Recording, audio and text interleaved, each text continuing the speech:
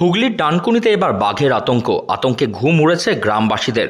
ঘটনাটি ডানকুনির বাগপাড়া এলাকার। চিতাবাঘের মতন দেখতে এই প্রাণীর ভিডিও করেছেন গ্রামের মানুষরাই, যার উপদ্রবে নাজেহাল গ্রামের মানুষজন। একের পর এক তুলে নিয়ে যাচ্ছে হাঁস, মুরগি, এমনকি ছাগলও। এবার এলাকার শিশুদের উপর অতর্কিতে হামলার ভয় পাচ্ছেন গ্রামের এলাকার লোকজন। সেই আতঙ্কেই ঘুম উড়েছে ডানকুনি পুরসভার 2 নম্বর ওয়ার্ডের খড়িয়াল বাগপাড়ার বাসিন্দাদের। আমার এখানে মাস দেড় থেকে 2 মাস মতো বাঘ জাতীয় একটা জিনিস বেরিয়েছে, ঠিক আছে।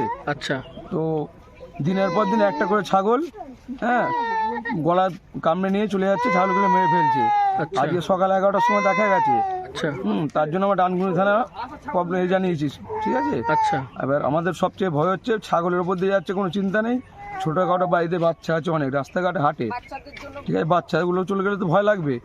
ওই জন্য আমরা ডানকুনি থানায় আজকে গেছিলাম, সবাই বলে এসেছে। কি মনে হচ্ছে ওটা কি জন্তু মনে হচ্ছে? আমার মনে হচ্ছে ওটা চিতাবাঘ জাতীয় জিনিস আর কি। আচ্ছা, ঠিক আছে, একটা দুটো না 4-5টা আছে, আবার বাচ্চা ছেড়েছে। আচ্ছা, ঠিক আছে। ও কি রাতে বেরোচ্ছে না সবসময়? দিনেও বেরোচ্ছে, আজকে সকাল 11টার সময় বেরিয়েছিল। আচ্ছা, আর বেশিরভাগ সন্ধ্যের দিকে বেশি দেখা যাচ্ছে। আচ্ছা, ঠিক আছে। ছাগলগুলো কোনো গ্যারান্টি নেই, যখন তখন ছাগলগুলো ধরে নিয়ে যাচ্ছে। আচ্ছা। 20 থেকে 22 খানা ছাগল মেরে দিয়েছে এখানে। ফেলে দিয়েছে? হ্যাঁ। এটা কি জায়গাটার নাম কি? আমাদের এটা হচ্ছে খড়িয়াল বাগপাড়া। বাগপাড়া। গত কয়েকদিন ধরে ডানকুনি পৌরসভার খড়িয়াল বাগপাড়া এলাকায় গায়েব হয়ে যাচ্ছে গৃহপালিত পশু, হাঁস, মুরগি, এমনকি বড় বড় ছাগলও। এই আতঙ্কিতে পড়েছেন এলাকার বাসিন্দারা। কয়েকদিন আগে ক্যামেরায় ধরা পড়ে চিতাবাঘের মতন একটি জন্তুর ছবি, যা দেখে এলাকায় রটে যায় গৃহপালিত পশুদের উপরে চিতাবাঘের হামলার কাহিনী। এখানে 1 বছর আগে খেয়েছিল একজনদের, কামড়েছিল, কামড়ে নেওয়ার পরে ওকে ডাক্তার দেখানো হয়েছিল, মারতে পারেনি।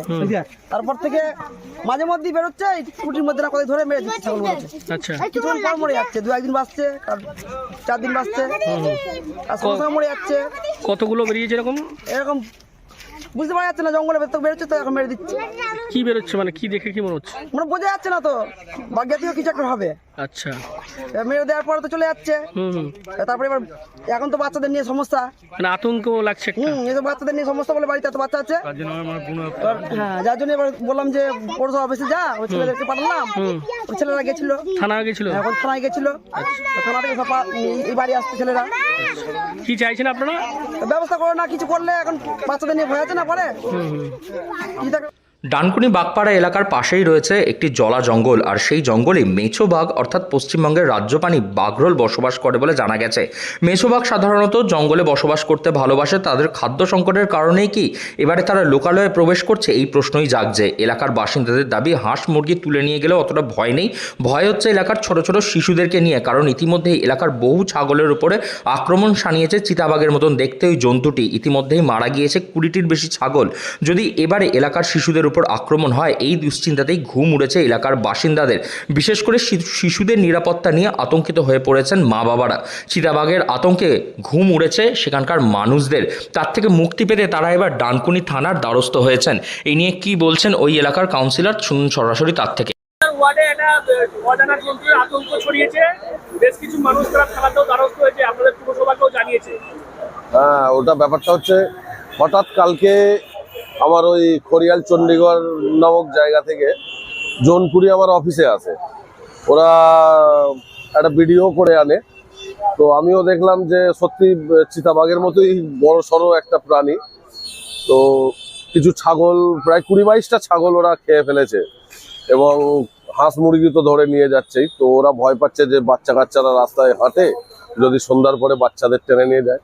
এই ভয় একটা আতঙ্ক তো ছড়িয়েছে এলাকা জুড়ে। সন্ধ্যার পরে মানুষ বাড়ি থেকে বেরোচ্ছে না বা বাচ্চাদের বেরোতে দিচ্ছে না। বিকাল 5টা পর্যন্ত ওই মন্দির আছে দেখবেন তারা মায়ের, ওই তারা মায়ের মন্দিরের ওখানে আড্ডা মারাও বন্ধ হয়ে গেছে।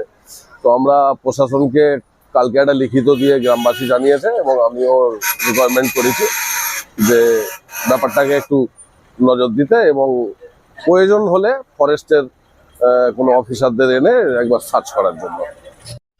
চিতাবাঘের আতঙ্ক মানুষের মধ্যে ছড়ালেও তা যে আদেও বাঘরোল না চিতাবাঘ, তা নিয়ে এখনও সঠিকভাবে কোনো সিদ্ধান্ত নিতে পারছেন না প্রশাসন থেকে গ্রামের মানুষ কেউই। এই বিষয়ে বন দপ্তরের সঙ্গে যোগাযোগ করা হবে বলে জানা গিয়েছে প্রশাসন সূত্রে। তবে মানুষের মনে যে আতঙ্ক রয়েছে, সেই আতঙ্ক এখনও দানা বেঁধে রয়েছে বাঘেরই। হুগলি থেকে রাহি হালদার, লোকাল 18 বাংলা।